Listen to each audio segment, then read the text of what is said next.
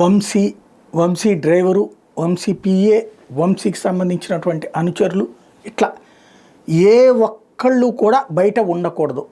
ఇది అక్కడే ఉన్నటువంటి వెంకట్రావు కోరిక. అది ఇప్పుడు తీరుతోంది. వాస్తవంగా సత్యవర్ధన్ వ్యవహారంలో ఏంటి అంటే, వంశీ అరెస్ట్కి కారణమైనటువంటి కిడ్నాప్ కేసులో బాధితులైన సత్యవర్ధన్ 2 రోజులు విశాఖలో ఉంచడానికి గల కారణాల మీద పోలీసులు ఆరాధిస్తున్నారు.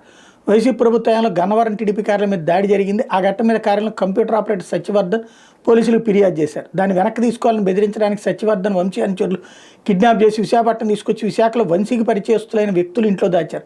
దర్యాప్తు చేపట్టిన విజయవాడ పోలీసులు సత్యవర్ధన్ కోసం గురువారం ఉదయం విశాఖకు వచ్చారు.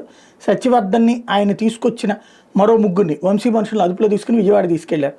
వాళ్ళకి ఆశ్రయం ఇచ్చిన వ్యక్తిని ఆర్లో పోలీస్ స్టేషన్లో అప్పగించారు. విజయవాడ నుంచి వచ్చిన వాళ్ళు తమ బంధువులని, తాము టీడీపీ అభిమానులని, ఇంటి యజమాని కుటుంబం చెప్తున్నట్టు సమాచారం. ఇక్కడ విషయం ఏంటి, అందులో అతనే ఉన్నాడు. కిడ్నాప్ అంటే కట్టేస్తారు, ఏ మొహానికి కట్టేస్తారు, లేకపోతే కనుక ఎవరికి తెలియకుండా ఉంటుంది. వాళ్ళ అనుచరులతో కలిసి అతను తిరుగుతున్నాడు అంటే అతనితో కమిట్ అయిపోయాడు. అది క్లియర్. అందుకే కదా 164 స్టేట్మెంట్ ఇచ్చింది. అంటే న్యాయమూర్తి సమక్షంలో స్టేట్మెంట్ ఇచ్చాడు.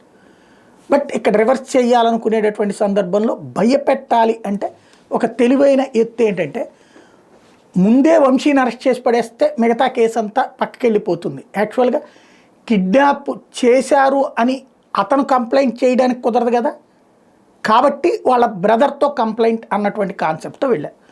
ఓవరాల్గా వంశీ ఒక ఎత్తు వేస్తే, అంటే చట్టబద్ధమైన గేమ్స్ ఇవన్నీ. వంశీ చట్టబద్ధంగానే ఎత్తేస్తే ఆ ఎత్తుకి పై ఎత్తు చట్టబద్ధంగానే వీళ్ళు వేశారు. సరే, కేసులు నిలుస్తాయా లేదా అన్నది పక్కన పెడితే, వంశీ అనుచరులు ఎవ్వరూ బయట తిరగనీయకుండా ఉండాలి అన్నటువంటి కాన్సెప్ట్ అయితే ప్రస్తుతం నడుస్తుంది.